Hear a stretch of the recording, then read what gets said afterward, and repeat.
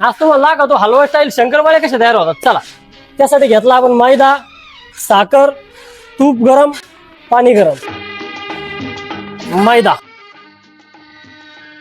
हे पाण्यामध्ये पिठी साखर टाकून घेऊ. पाण्यामध्ये आपण जी पिठी साखर टाकली ना चांगली मिक्स करून घेऊ. असं गार गार गार गार बिंदवायचं म्हणजे व्यवस्थित मिक्स झाली पाहिजे.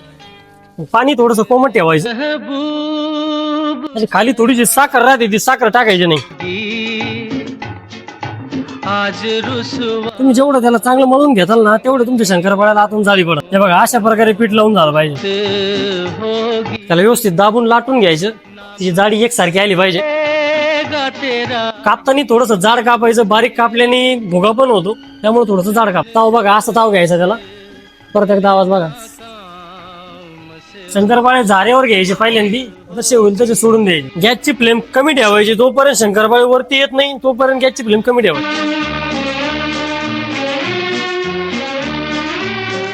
असा ब्राऊन कलर आला अजून पण थोड्या वेळ होऊन द्यायचे. आतून कच्चे राहत असं नॉर्मल असा लाल कलर आला पाहिजे. बघा असा कलर आला शंकरपाळे काढून घ्या.